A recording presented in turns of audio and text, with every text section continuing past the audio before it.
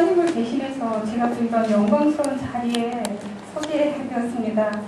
하나님 감사드리고요. 산부모님 감사드리고요. 그리고 목사님께 감사를 드립니다.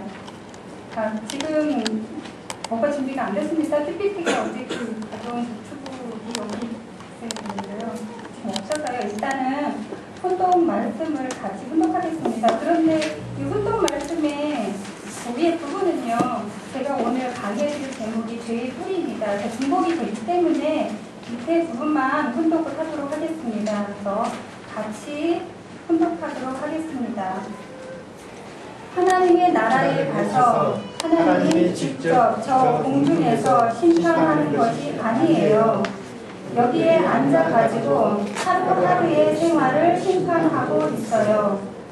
하나님을 모심으로 말미암아 문통태와 더불어 하나님과 동거동락하는 생활을 거쳤기 때문에 파란만장한 곡절과 환난 시대에 망하지 않고 죽지 않았다 이거예요.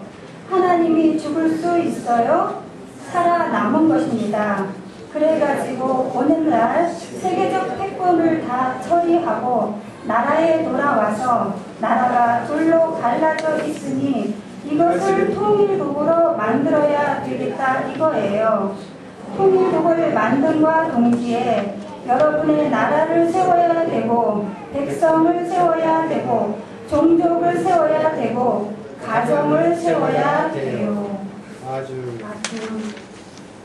네, 노트북 준비하는 동안 목사님께서 이제 저희 지금 원래 본체는 현실에 들어가 있잖아요. 그래서 아마 이제 거기 들어가지 않은 저희들도 그와 같은 입장에 서야 되기 때문에 원리 강론을 5번 훈독하라고 하셨던 것 같습니다. 그래서 또 일요일날 목사님이 안 계신 시간에 원리 강론을 들을 수 있게 하신 것 같아요. 사실 제가 원리 강론 연습을 하면서 느낀 건데 저 혼자만 하는 일이 아닌 것 같습니다. 누구나가 다 원리 강론을 해야 된다, 원리 강의를 해야 된다는 생각이 들어요. 그리고 앞으로 이제 기원들이 되면 어떤 일이 생길지 모르잖아요. 그래서 가끔은 그런 생각을 합니다. 아마 우리가 이 원리를 전할 수 있는 그런 준비가 안 되면 나중에 어떻게 하지? 만약에 신족들이 모였을 때 갑자기 나한테 통일교는 어떤 게 있냐, 어떤 말씀을 전하냐라고 물어봤을 때 그 말씀을 전해줄 수 있어야 된다는 생각이 들거든요. 그러려면 그냥 원리 공부를 해가지고는 안 되는 것 같더라고요. 제가 해보니까 원리 강의는 연습을 해야만 됩니다. 그래서 각자 잘할 필요는 없지만 그래도 원리 말씀을 전할 수 있을 정도로 연습은 좀 해야 되지 않을까라는 생각이 들어요. 그래서 저는 솔직히 원리 강의 연습을 저 혼자만이 아니라 여러분도 같이 하셨으면 좋겠습니다. 그리고 또 기원들이 됐을 때 연계가 막 협조를 하면 친구들이 모였을 때뿐만이 아니라 전에 목사님께서 그런 말씀하셨거든요. 다른 이제 기성 교회에 가서 강의할 일이 생길 거다라는 말씀을 하셨었어요. 정말로 저는 그런 일이 생길 거라고 믿습니다. 지금 안 될 것 같지만 늘 아버님 말씀은 5년, 10년이 지나고 난 뒤에는 그런 일이 꼭 생겼었거든요. 그렇기 때문에 저는 분명히 다른 기성교회에 가서 우리가 이런 원리 말씀을 전하게 될 일이 생길 거라고 믿거든요. 그러면 그때 우리가 많은 사람이 원리 강의를 할 수 있어야 되잖아요. 그래야 그 모든 교회를 다 감당할 수 있는데 그러기에는 저 혼자 저거 잘하는 건 아닙니다. 저도 아직 많이 부족한데요. 그냥 부족하지만 그냥 뻔뻔하게 연습을 하고 있습니다. 그래서 여러분들도 저처럼 그냥 굳이 잘할 필요는 없잖아요. 나중에 분명히 제가 생각하기에는 강단에 서실 일이 생기실 겁니다. 저뿐만이 아니라 여기 앉아 계신 19년도 분명히 그런 일이 생길 거라 믿거든요. 그래서 그때를 대비해서 원리 강의 연습을 같이 했으면 좋겠습니다. 집에서 하시기 어려우시면 센터로 오십시오. 그래서 센터에서 같이 연습을 할 수 있었으면 좋겠습니다. 제가 잘하는 건 아니지만 그래도 이제 같이 들어주고 그러면서 같이 하면 분명히 좋은 결과가 있을 거라는 생각이 듭니다. 아주. 감사합니다.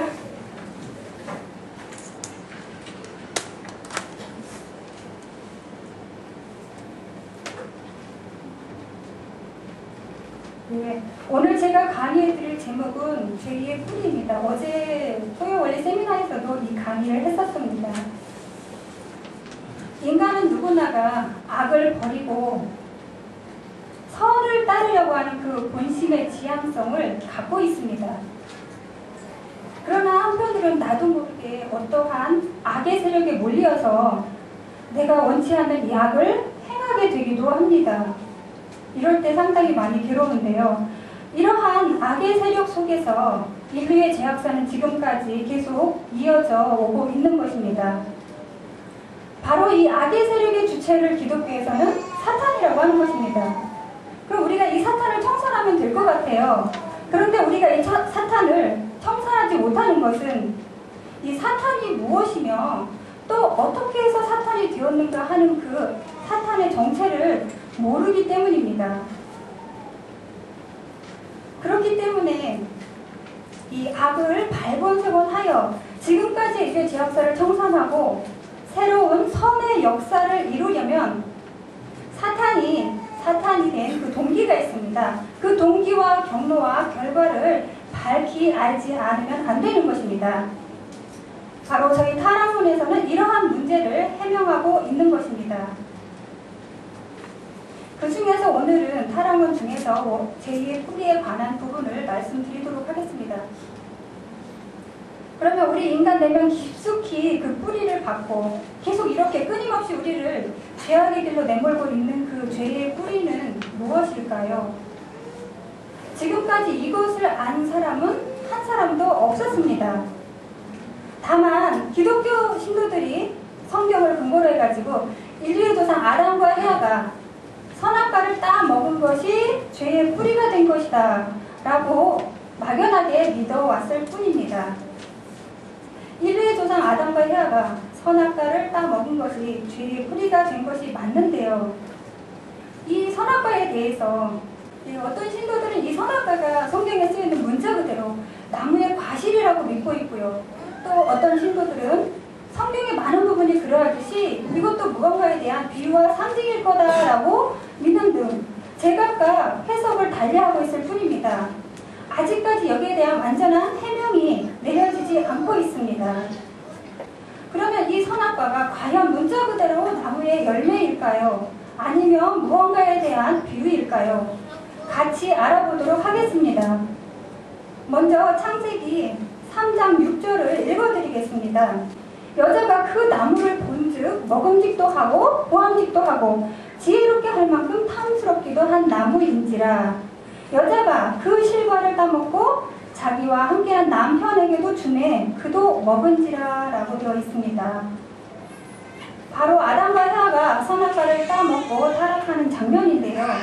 이 기록에 의하면 선악과가 먹음직도 하고 탐스럽기도 하고 또 보암직도 하다고 되어 있습니다.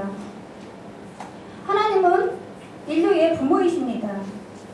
부모이신 하나님이 무엇 때문에 인간이 자녀가 먹고 타락할 수 있는 과일을 그것도 이렇게 보기 좋고 탐스럽게 만들어서 또 게다가 에덴 동산 가운데 있었다고 했거든요. 그렇게 손쉽게 따 먹을 수 있는 곳에 두셨냐는 것입니다.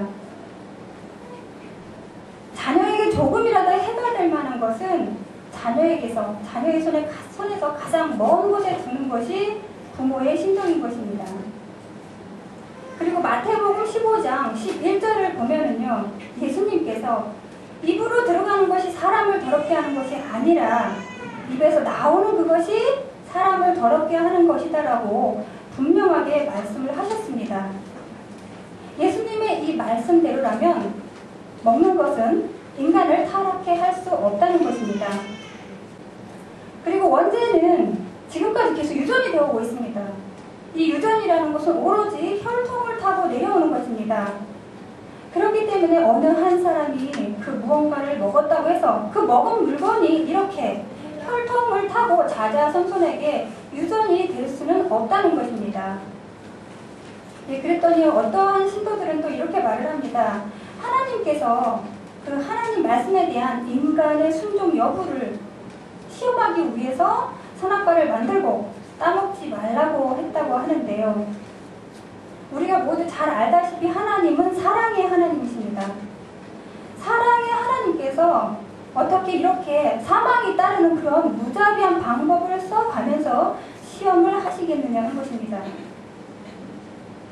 그리고 마지막으로 아담과 헤아는요, 선악과를 따 먹는 날에는 정령코 죽으리라 하신 그 하나님의 말씀을 알고 있었습니다. 믿고 있었습니다. 그러니까 선악과를 먹으면 죽을 줄을 알고 있었습니다. 그럼에도 불구하고 따 먹었다는 것입니다. 에덴 동산에는 과일나무도 많이 있었어요. 그래서 그들이 기아에 허덕였을 리도 없는데 이렇게 먹을 것을 위해서 하나님의 이 엄격한 말씀을 어겨가면서 굳이 따 먹었을 리는 없다는 것입니다. 이러한 내용으로 보았을 때 이 선악과는 문자 그대로 물질이 아니라 생명에 대한 애착까지도 문제가 되지 않을 만큼 아주 강력한 자극을 주는 그 무엇이었음에 틀림이 없다는 것입니다. 성서에 보면은요, 많은 중요한 부분들은 비유와 상징으로 되어 있습니다. 마찬가지로 이 선악과도 무언가에 대한 비유임에는 틀림이 없는데요. 과연 이 선악과는 무엇을 비유한 것일까요? 이 선악과에 대해서 알아보기 전에 창세기 2장 9절을 보면은요, 동산 가운데에는 생명나무와 선악을 알게 하는 나무도 있더라라고 되어 있습니다. 생명나무와 선악을 알게 하는 나무가 동산 가운데에 나란히 있습니다. 그래서 우리가 이 선악과가 무엇인지 알아보기 전에 앞서서 먼저 이 생명나무가 무엇인지 알아보도록 하겠습니다. 왜냐하면 생명나무가 무엇인지 알게 되면 나란히 있었다고 하는 선악을 알게 하는 나무가 무엇인지 저절로 알 수 있기 때문입니다. 그러면 생명나무에 대해서 알아보도록 하겠습니다. 성서의 말씀에 의하면 타락 인간의 소망이 생명나무에 나아가 생명나무를 이루는 데 있음을 알 수가 있습니다. 구약성경 잠언서 13장 12절을 보면은요, 소망이 더디 이루어지면 그것이 마음을 상하게 하거니와 소원이 이루어지는 것은 곧 생명나무니라 라고 되어 있습니다. 이 말씀을 보면 구약시대 이스라엘 민족이 생명나무를 소망의 대상으로 여기고 있었다라는 것을 알 수가 있습니다. 그리고 또 계시록 22장 14절을 보면은요, 자기 두루마기를 빠는 자들은 복이 있으니 이는 그들이 생명나무에 나아가며 문들을 통하여 성에 들어갈 권세를 얻으려 함이로다 라고 되어 있습니다. 이 말씀을 보아서도 역시 예수님 이후의 모든 기독교 신도들의 소망도 역시 생명나무에 나아가는 것임을 알 수가 있습니다. 이와 같이 타락인간의 궁극적인 소망이 생명나무였다면 타락 전 아담의 소망도 역시 생명나무였을 것입니다. 창세기 3장 24절을 보면은요, 이같이 하나님이 그 사람을 쫓아내시고 에덴 동산 동쪽에 그룹들과 두루도는 불칼을 두어 생명나무의 길을 지키게 하시니라 라고 되어 있습니다. 아담이 범죄를 하였기 때문에 생명나무로 나아가는 그 길을 화염검으로 막아버렸습니다. 이 사실로 보아도 타락 전 아담의 소망이 생명나무였다는 것을 알 수가 있습니다. 그런데 아담이 타락하여 이 생명나무를 이루지 못하고 에덴 동산에서 쫓겨났기 때문에 그 후 이 생명나무는 모든 타락 인간의 소망으로 남아져 왔던 것입니다. 그러면 완성할 때를 바라보며 성장하고 있었던 미완성기에 있는 이 아담의 소망은 과연 무엇일까요? 그것은 그가 타락되지 않고 잘 성장해서 하나님의 창조 이상을 완성한 남성이 되는 것이 아닐 수 없습니다. 따라서 여기서 생명나무의 내용은 바로 창조 이상을 완성한 남성임을 알 수가 있고요. 이 에덴 동산에서 창조 이상을 완성한 남성은 즉 완성한 아담을 의미하므로 이 생명나무는 바로 창조 이상을 완성한 아담을 비유했던 말인 것입니다. 만일 아담이 타락되지 않고 잘 성장해서 창조 이상을 완성한 남성, 즉 생명나무를 이루었더라면 그의 후손들은 자연히 생명나무가 되어서 이미 지상에는 지상 천국이 이루어졌을 것입니다. 그러나 아담이 타락했기 때문에 이 생명나무가 계속 타락인간의 소망으로 남아져 왔던 것입니다. 그리고 이렇게 타락한 아담의 후손으로 태어난 타락 인간은 원죄가 있습니다. 그렇기 때문에 그 자신의 능력으로는 이 창조 이상을 완성한 생명나무가 될 수 없습니다. 그렇기 때문에 로마서 11장 17절에 있는 것처럼 이 내용을 보면은요, 가지 얼마가 꺾이었는데 돌 감람나무인 네가 그들 중에 접붙임이 되어 참 감람나무 뿌리의 진액을 함께 받은 자가 되었다라는 그런 기록이 있습니다. 그처럼 돌 감람나무가 참 감람나무의 접붙임을 받아 참 감람나무가 되듯이 창조 이상을 완성한 한 남성이 이 지상에 생명나무로 오셔가지고 모든 타락 인간을 그에게 접붙이게 하여서 하나가 되게 하지 않으면 안 되는 것입니다. 이러한 생명나무로 오셨던 분이 바로 예수님이었습니다. 그러므로 잠언서 13장 12절에서 그 구약시대 이스라엘 민족들이 고대하고 있었던 생명나무는 초림 예수님을 의미했던 것입니다. 그러나 여러분도 잘 알다시피 예수님은 유대인의 불신으로 말미암아 결국 십자가에 돌아가시고 말았습니다. 그래서 기독교 신도들은 생명나무 대신에 예수님으로부터 영적으로만 접붙임을 받게 되었습니다. 그렇기 때문에 그 원죄에서 예수님은 아무리 잘 믿더라도 그 원죄에서 벗어나지 못하고 그 원죄가 계속 이렇게 유전이 되어 오고 있는 것입니다. 때문에 예수님은 다시 이 지상에 생명나무로 재림을 하셔야 하는 것입니다. 다시 생명나무로 오셔가지고 온 인류를 다시 그에게 접붙이게 하여서 이 원죄까지 속게 해주는 섭리를 하셔야 하는 것입니다. 우리는 여기에서 하나님의 구원 섭리의 목적이 창세기 2장 9절에서 아담이 잃어버렸던 그 생명나무를 계시록 22장 14절에 다시 오시는 생명나무로서 복귀하시려는 데 있다는 것을 알 수가 있습니다. 고린도전서 15장 45절을 보면은요, 기록된 바 첫사람 아담은 산 영이 되었다 한 것 같이 마지막 아담은 살려주는 영이 되었나니라고 되어 있습니다. 아담이 타락해서 첫 생명나무를 이루지 못했기 때문에 타락 인간을 구원하시기 위해서 예수님은 이렇게 후 생명나무로 오셔야 하는 것입니다. 예수님은 이렇게 후 아담으로 표시한 이유가 바로 여기에 있는 것입니다. 다음으로는 선악을 알게 하는 나무입니다. 하나님은 아담을 창조하시고 나서 그의 배필로서 해와를 창조하셨습니다. 그러므로 동상 가운데에 창조 이상을 완성한 남성을 비유한 그러한 나무가 있었다면 그러한 여성을 비유한 나무도 있어야겠습니다. 그것이 바로 나란히 있었다고 하는 선악을 알게 하는 나무입니다. 따라서 선악을 알게 하는 나무는 창조 이상을 완성한 여성, 즉 완성한 해와를 비유했던 말인 것입니다. 성경에서는 예수님을 포도나무, 감람나무 이렇게 나무에 비유를 하고 있습니다. 요한복음 15장 5절을 보면 예수님께서 나는 포도나무요 너희는 가지라라고 하였고요. 또 로마서 11장 17절에는 좀 전에 말씀을 드렸듯이 참 감람나무에 비유를 하고 계십니다. 마찬가지로 하나님은 인간 타락의 비밀을 암시하심에 있어서도 이렇게 완성한 남성과 여성을 두 나무로 비유를 하셨던 것입니다. 다음으로는 뱀의 정체에 대해서 말씀을 드리겠습니다. 먼저 창세기 4장 4절에서 5절을 읽어드리겠습니다. 뱀이 여자에게 이르되 너희가 결코 죽지 아니하리라. 너희가 그것을 먹는 날에는 너희 눈이 밝아져 하나님과 같이 되어서 선악을 알 줄 하나님이 아심이니라 라고 기록이 되어 있습니다. 바로 뱀이 해와를 꼬여서 선악과를 따 먹게 하는 장면입니다. 그러면 이 해와를 꼬인 이 뱀은 도대체 또 무엇인가 하는 것입니다. 창세기 3장에 기록되어 있는 그 내용에 대해서 이 뱀의 정체를 밝혀보도록 하겠습니다. 먼저 성경에 기록된 이 뱀은 인간과 대화를 할 수 있었습니다. 그리고 영적인 인간을 타락시킨 것을 보면 영적인 존재가 아닐 수 없다는 것입니다.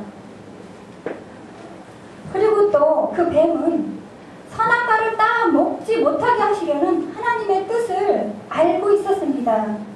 역시 영물이 아닐 수 없다는 것입니다. 그리고 요한계시록 12장 9절을 보면요, 큰 용이 내쫓기니 옛뱀 곧 마귀라고도 하고 사탄이라고도 하며 온 천하를 꿰는 자라 그가 땅으로 내쫓기니 그의 사자들도 그와 함께 내쫓기니라 라고 되어 있습니다. 바로 이 옛뱀이 해와를 꼬인 그 뱀이라는 것은 두말할 필요가 없습니다. 그런데 하늘로부터 내쫓겼다고 하니 그 소재가 하늘에 있었던 존재라는 것입니다. 그리고 마지막으로 인간 타락 이후에 현재까지도 계속 인간의 심령을 지배하고 있습니다. 영적인 존재가 아닐 수 없다는 것입니다.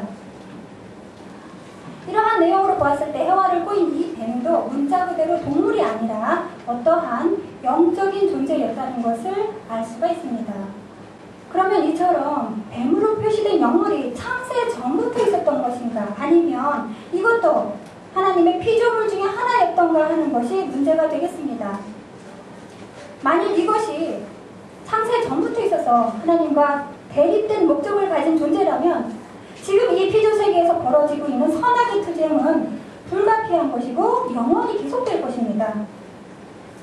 그리고 타락한 인간을 복귀하시려는 하나님의 복귀 섭리도 결국 무의로 돌아가 버리고 말 것이고요. 또 모든 것이 하나님 한 분으로부터 창조되었다고 하는 그 이론론도 깨지게 될 것입니다. 그러므로 뱀으로 비유한 이 영물은 원래 선을 목적으로 창조되었던 어떤 존재인데 그것이 타락되어 사탄이 되었다고 보지 않을 수 없습니다. 이 PPT 자료가 제 앞에 있어야 되는데 저쪽에 있어서 자꾸 제가 화면을 보게 됩니다. 그러면 하나님이 창조하신 그 영적인 존재로서 인간과 대화를 하고 또 하늘에 있었고 하나님의 뜻을 알고 또 타락이 되어서 악한 존재가 되었을 때 시간과 공간을 초월하여 인간의 심령을 지배할 수 있는 그런 능력을 가진 존재가 과연 무엇일까요? 이러한 능력과 조건을 구비한 존재는 천사밖에 다른 것이 없습니다. 그러므로 이 뱀은 천사를 비유한 것이라고 보지 않을 수가 없습니다. 그런데 베드로후서 2장 4절을 보면은요, 하나님이 범죄한 천사를 용서치 아니하시고 지옥에 던졌다라는 기록이 있습니다. 바로 이 말씀이 천사가 인간을 꼬여 범죄케 하였던 그 뱀의 정체라는 것을 결정적으로 말해주고 있는 것입니다. 뱀이라는 동물은 혀 끝이 두 갈래로 되어 있습니다. 이것은 한 마음으로 이중생활을 하는 그런 사람들의 표상이 되어 왔습니다. 그리고 또 뱀은 자기 먹을 것을 몸으로 꼬아서 먹습니다. 이것은 또 자기의 이익을 위해서 남을 유혹하는 그런 사람들의 표상이 되어 왔습니다. 그래서 성서에서는 인간을 꼬인 천사를 이처럼 뱀으로 비유했던 것입니다. 다음으로는 천사의 타락과 인간의 타락입니다. 우리는 위에서 인간을 꼬여 타락해 한 뱀이 천사였다는 걸 알았고요. 그 천사가 타락되어 사탄이 되었다는 것을 알았습니다. 그리고 위에 천사가 범죄를 하였다고 했는데요. 과연 천사가 도대체 어떠한 범죄를 저질렀는지 그것을 보도록 하겠습니다. 유다서 1장 6절에서 7절입니다. 같이 읽으실까요?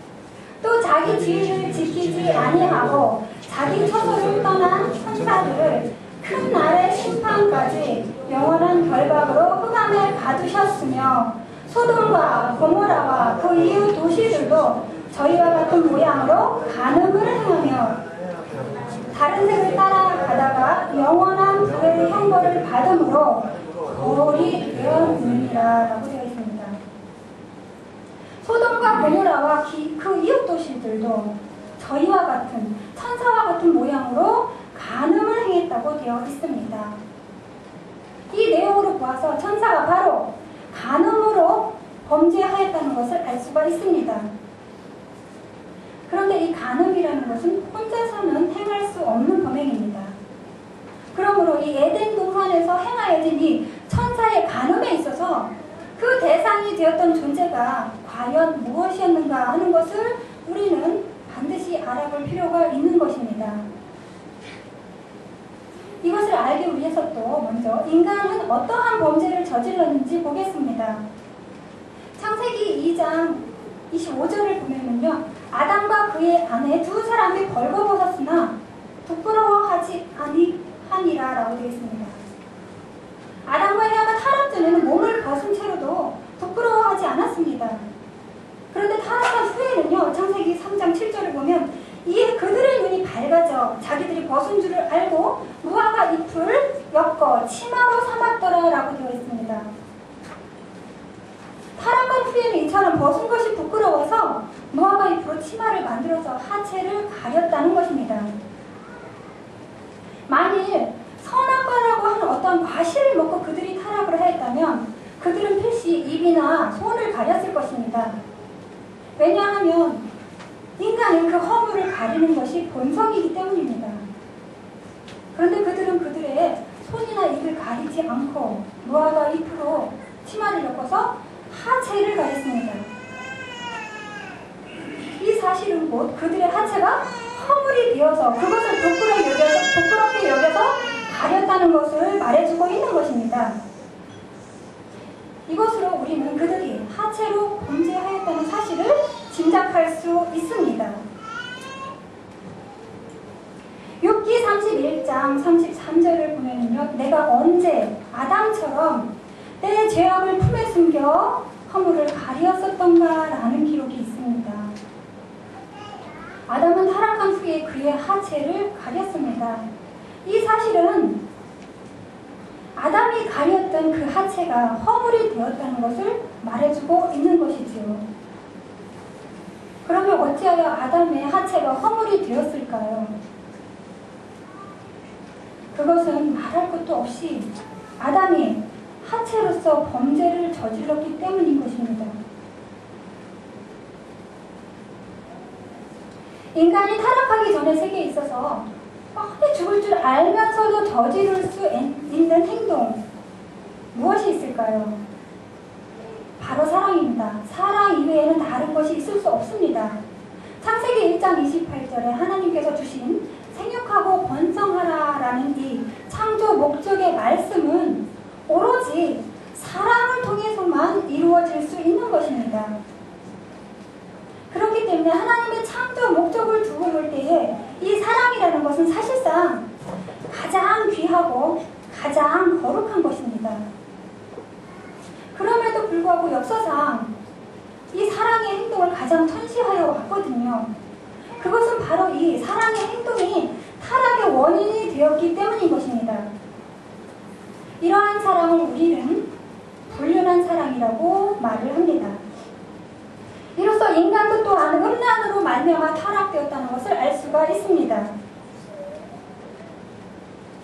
우리는 위에서 인간이 천사의 꼬임에 빠져서 타락되었다는 것을 알았고요. 또 인간이나 천사 모두 다 행음으로 말미암아 타락되었다는 것을 알았습니다.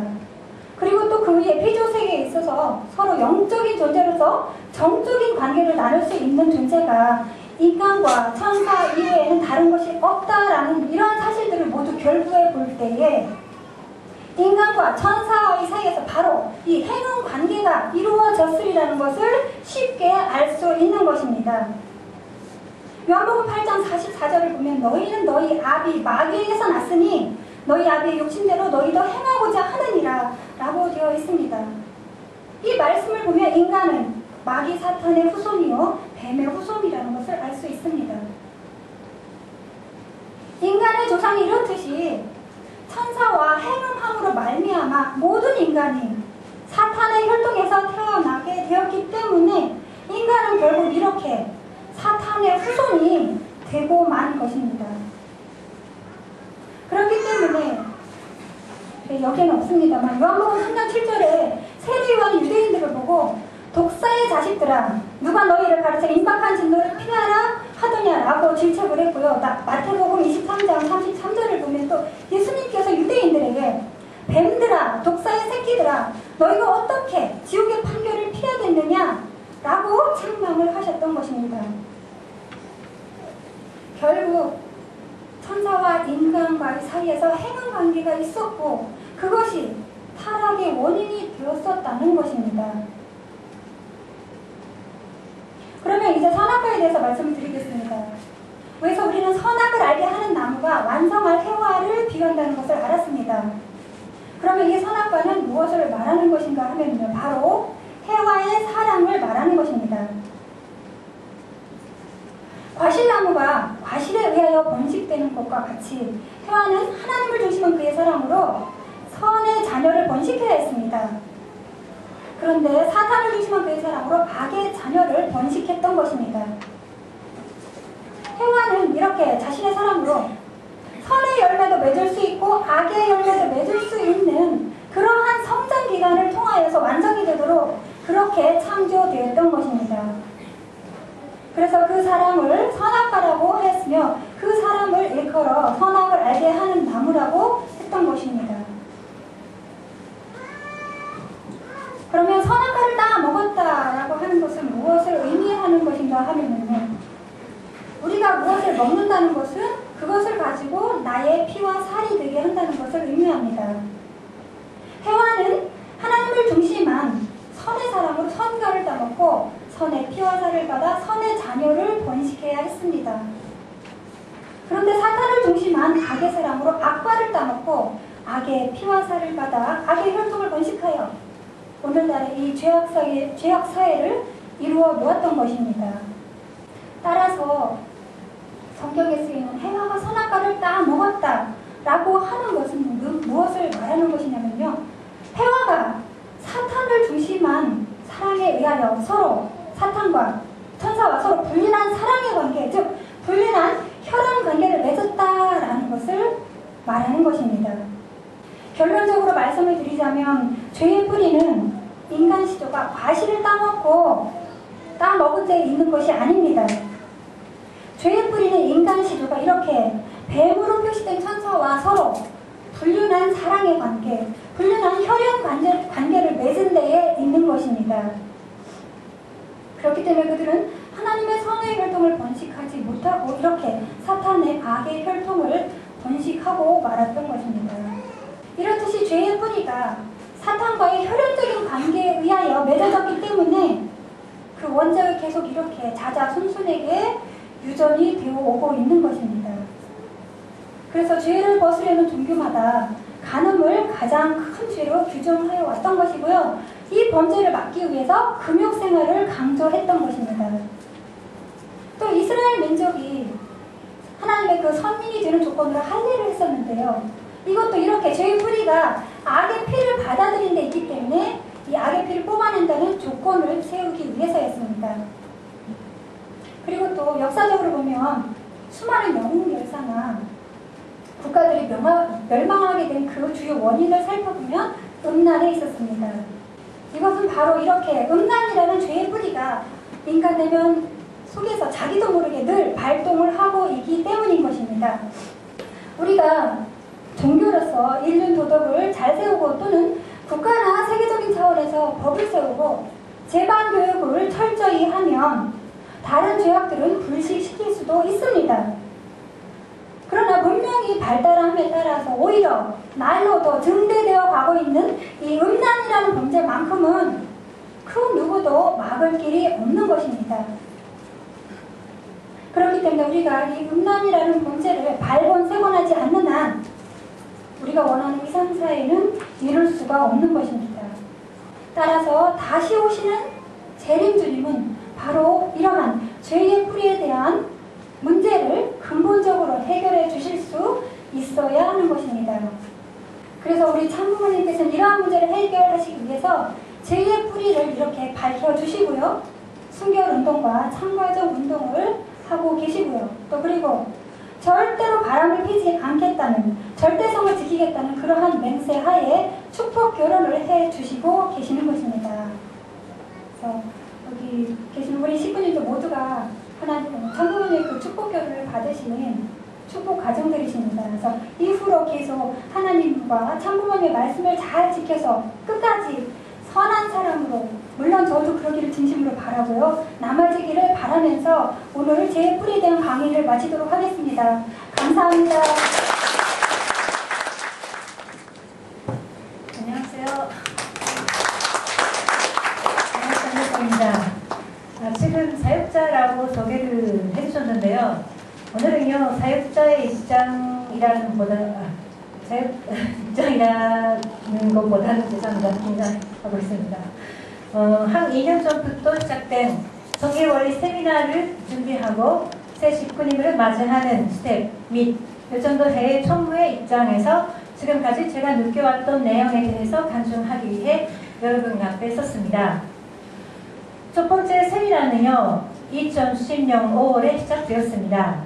솔직히 그 당시에 저는 뭐가 뭔지도 모르고 목사님이 하신다고 하니까 그날도 요전도 회장님을 중심으로 임원들과 함께 아침부터 센터에 가서 전서도 하고요, 준비도 하고 전단지도 돌리고 그렇게 세미나를 맞이했습니다.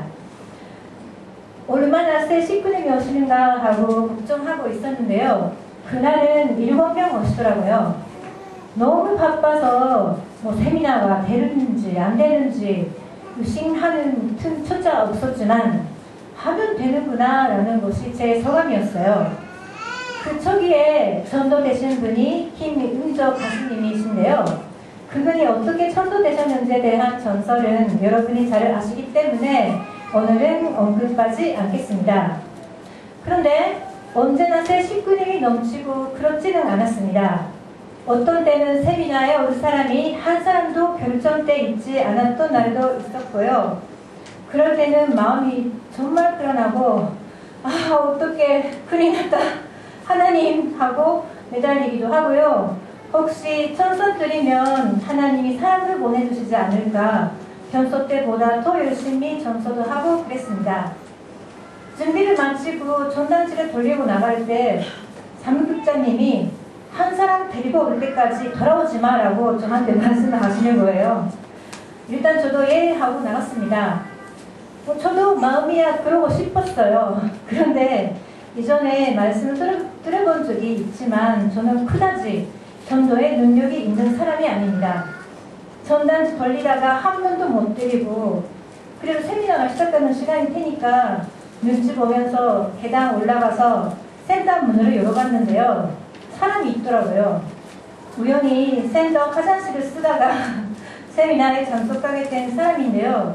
그분은 이전에 교회 앞에서 자본사를 했을 때 자서전을 받았던 사람이었습니다. 그랬더니 사무국장님이 우리의 전성이 예뻐서 하나님이 보내줬네 라고 하시더라고요. 정말 그러는지는 하나님만이 아시는 일이지만요. 그 당시에 목사님은 120일 수련회에 참석하고 계셨습니다. 수련회에서도 감사를 맡으시고 주말이 되면 센터에 오시고 밤늦게까지 새 식구님한테 강의를 하시다가 또 다음 날 성일에는 우리를 위해서 설교를 해주셨습니다. 목사님이 가끔 목이 또져라 말씀을 외친다고 말씀을 하시잖아요. 그것은 목사님의 진실한 말씀이십니다. 의사가 목을 쓰지 말라고 하신 날에 따라 변소 때보다 더 큰 목소리로 말씀하시기도 해요. 큰 소리가 들릴 때마다 정말 목이 떠지면 어떡해, 그렇게 우리도 걱정할 정도입니다. 그렇게 몸서 선두에 서서 뜻을 위해 모든 전성을 쏟으시는 목사님의 모습 속에 참 부모님의 모습을 발견하게 되고요. 그러기에 김선영 요전도 회장님을 비롯한 우리들은 그 길을 따라가지 않을 수가 없었습니다. 더 초기에 새 식구님을 많이 모시고 와서 세미나를 빛내주게 해주신 분이 지금 31일 수련회에 참석하고 계시는 오다쿠라 집사님이십니다. 수련회가 끝나면 집사님의 감동적인 전도 활동에 대한 간증을 들으실 기회가 있으실 텐데요. 제가 언니를 가까이에서 보고 듣고 온 일 중에서 감동받은 내용에 대해서 잠깐 소개해드리겠습니다. 언니는 목사님이 새 말씀을 천단지를 작성하신 당시부터 전선 조건을 세우셔가지고 날마다 40잔씩 전단지를 돌리고 지금까지 그것을 지키고 계세요.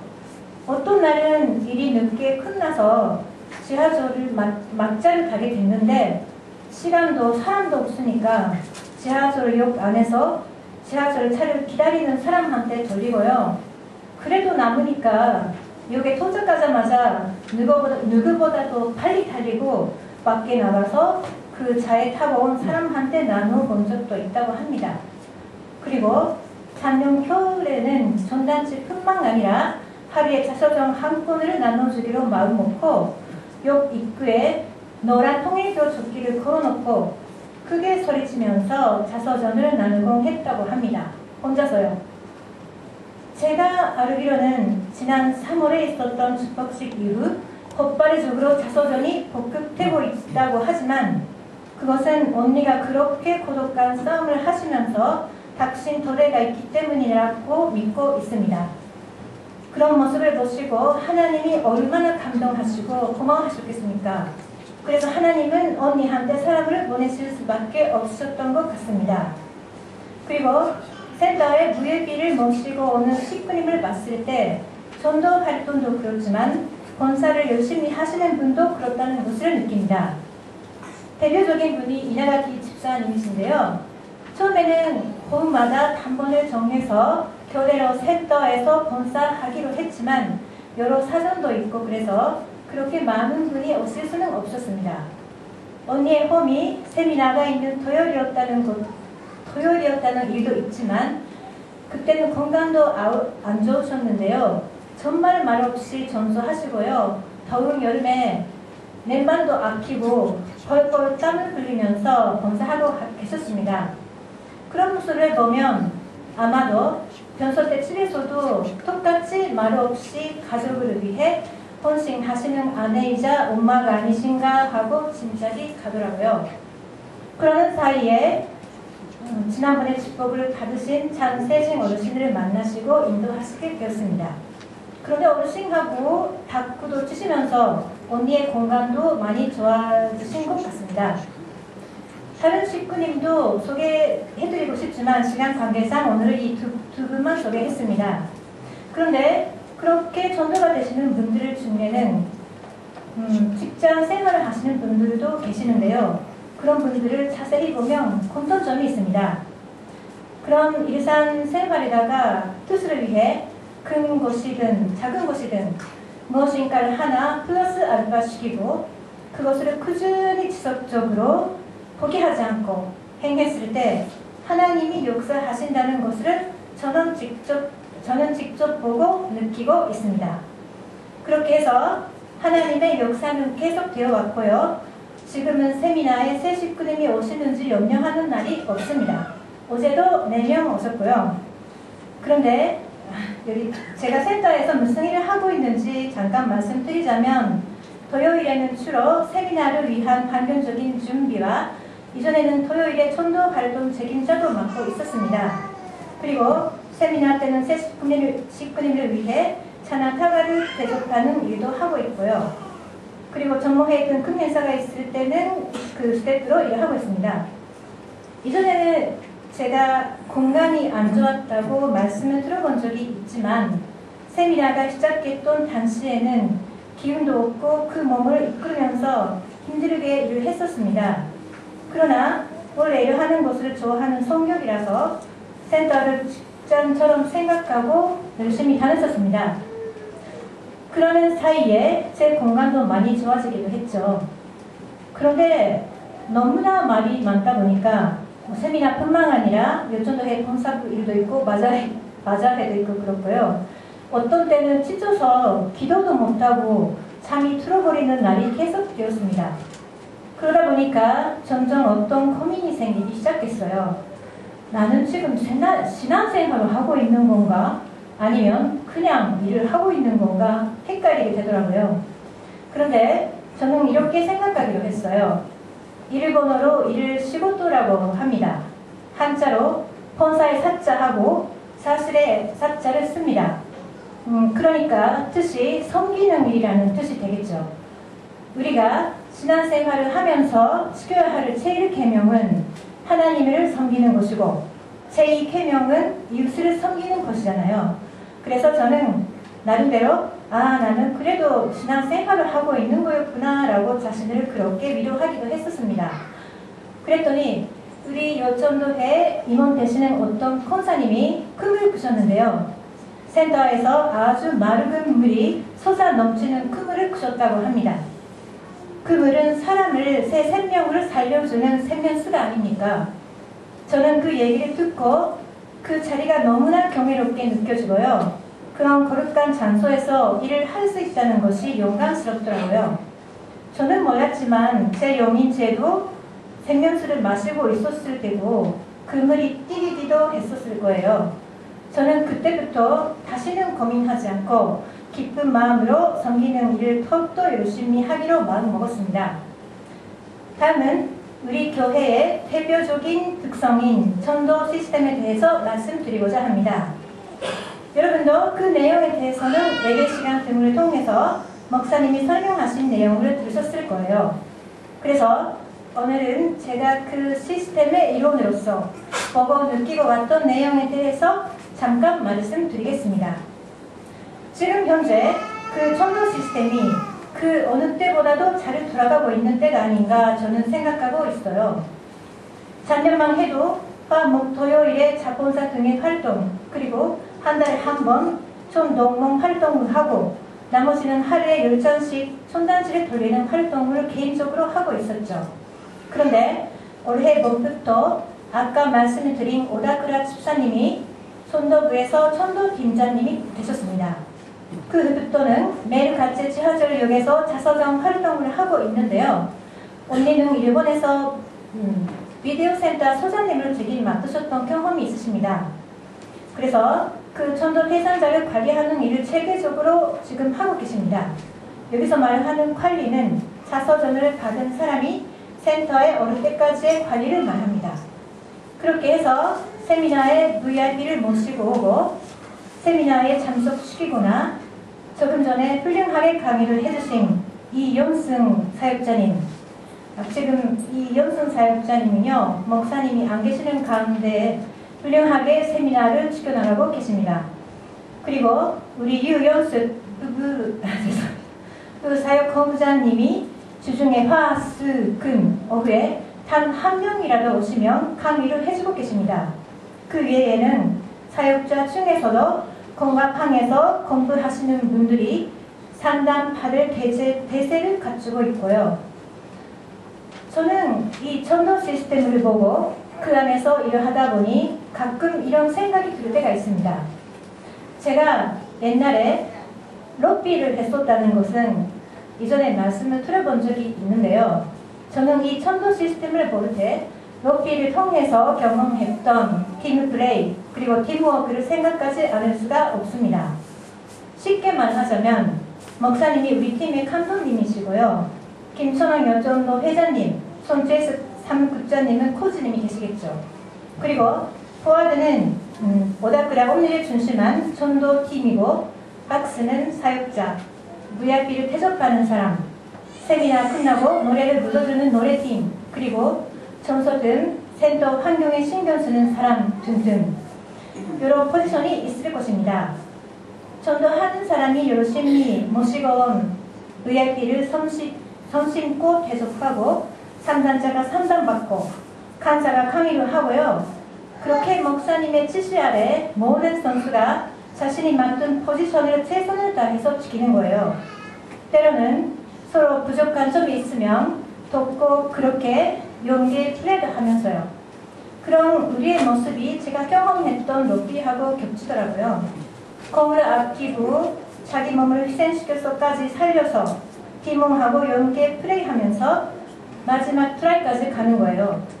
럭비에서는 거리를 트라이라고 하는데요. 반드시 골라인을 넘어서 공을 땅에 찍어야 합니다. 타치해야 되는 거예요. 그 과정이 그렇게 VIP를 모두가 아끼고 또 아끼고 살려서 마지막 트라이, 즉 전작 완료까지 이끌어가는 우리의 시스템과 다름없구나 그렇게 느끼고 있습니다. 그리고 또 어떤 팀이 경기할 때는 응원단이 필요합니다. 그 대표적인 분이 최동강 후원회장님이신데요. 그럼 회장님은 매주 손님 대접용으로 맛있는 과일을 준비해 주십니다. 어디 그게 쉬운 일이겠습니까? 그리고 우리가 세미나를 순조롭게 진행시킬 수 있게 아이들을 돌봐주는 남편들도 그렇습니다. 특히 우리 남편은 특별한 일이 없으면 토요일은 거의 우리 아들을 데리고 있어줍니다.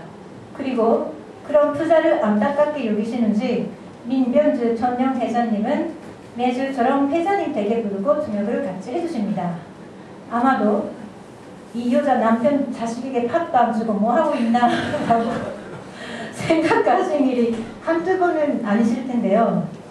바다처럼 넓고 깊은 마음으로 도와주시는 집사님께 언제나 감사하고 있습니다. 또 전동원 활동할 때 도와주시는 전년회 집사님들도 그런 분들입니다. 더구나 지금 많은 부인들이 수련회에 참석하고 있어서 그 남편분들의 고생은 말할 수 없을 것입니다. 그럼 모든 남편분들에게 이 자리를 빌려서 감사의 말씀을 드리고 싶습니다. 정말 감사합니다.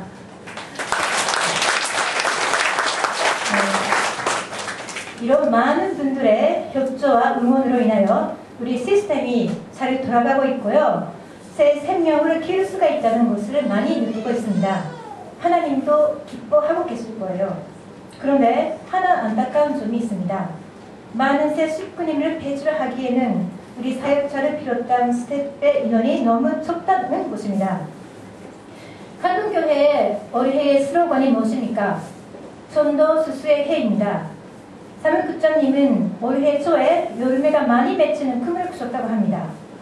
지금 현재 그렇게 연적인 분위기라든가 시스템은 충분히 갖춘 상태라고 할 수 있을 것입니다. 단지 받아들이는 그릇이 커야 하나님도 마음 놓고 지금까지보다 더 많은 새 식구님을 보내주실 수 있을 텐데요. 예를 들어 세미나에 오신 VIP를 대해주시는 분이 조금 더 있으시면 할 때가 있습니다. 모시고 갈 사람이 있어야만이 세미나에 참석할 수 있다고 생각하고 계시는 분도 계시겠지만 절대로 그렇지 않습니다.